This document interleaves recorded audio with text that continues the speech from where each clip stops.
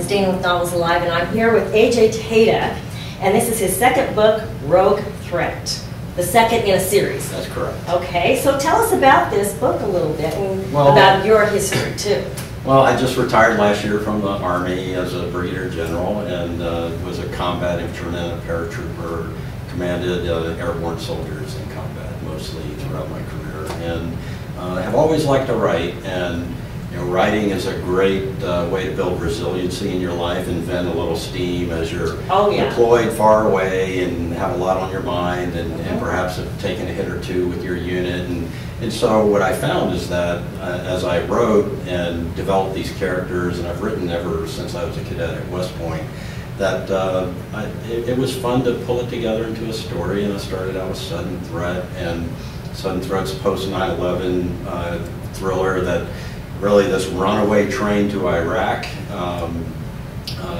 I was on the ramp at Fort Campbell as the 101st Airborne Division commander, told I was going to Afghanistan, and then the division commander comes down and says, "Wait a second, you're going to Iraq." And all my troops are like, "Well, what are we doing, sir?" And so that really gave me the catalyst for this conspiracy.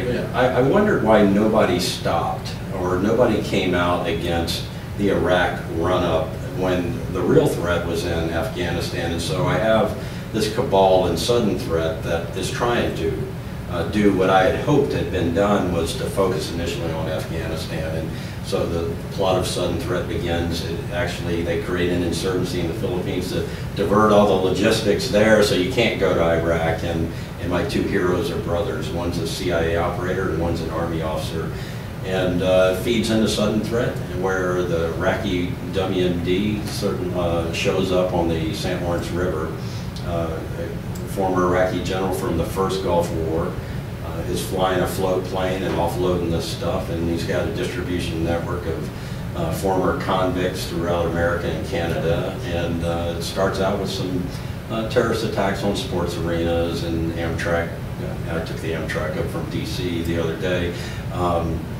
And just sort of a wide network of attacks, not on high profile, but really, to me, it's more terrorizing that they could attack families on Army bases or malls and that kind of thing. That's what happens here, and my hero, Matt Garrett, gets pulled into this, pulled out of retirement by the Vice President to try to find Jacques Valentine, who's this Iraqi general who was hiding out in France and then in Canada. And so it becomes really a duel between Valentine and Garrett throughout the book. Well, I know you were at the panel, was it yesterday? I was. Yeah, and talking about some things you can write about and some things you just can't. Yeah, my first book had to be thoroughly vetted by the Army Public Affairs officer, the security folks, the intelligence folks, and because I was a general, it garnered a little bit of attention within the Army ranks, and they're like, "Hey, why are you writing these books?" I'm like, it's something I want to do, and then I got the publishing contract. And so they said it's okay, but all these people had to look at it, and they struck things out of it that you can Google, but as a senior officer, I wouldn't. They didn't want me confirming the existence of something. And that makes complete sense. But I would imagine that writing it, obviously, it's based partly on your own experiences. Oh, totally, totally. I mean, I don't think any author can write without putting a little bit of himself or herself in there. So. That's only natural. And when you say writing it, I mean, it probably was a little bit therapeutic then. Totally.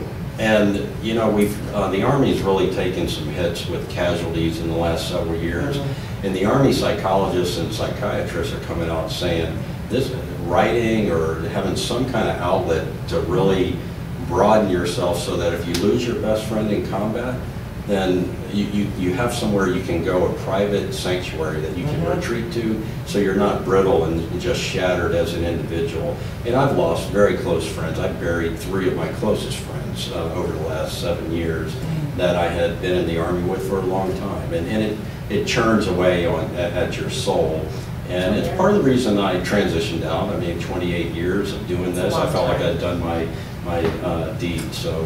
Oh yeah, my dad was Air Force. Okay. So I'm all for Air Force. So were you actually Air Force? I was Army. You were Army. Yeah. Okay, but did you fly? I jumped out of airplanes. Oh, okay. You weren't the flying ones. Right. And I mean, I want to parachute sometime? Is it intimidating? Is it difficult? Well, when you got about 150 pounds of combat gear on you Oh. and you're flying at 800 feet and it's dark out, you just step out of the airplane and hope everything goes okay. Oh, man. Well, these sound awesome. And what is the third book called then? Hidden Threat. And it comes out? In late September, early October timeframe. Well, thank you so much. You are just captivating. Well, thanks, Dana. I enjoyed it. Thank you.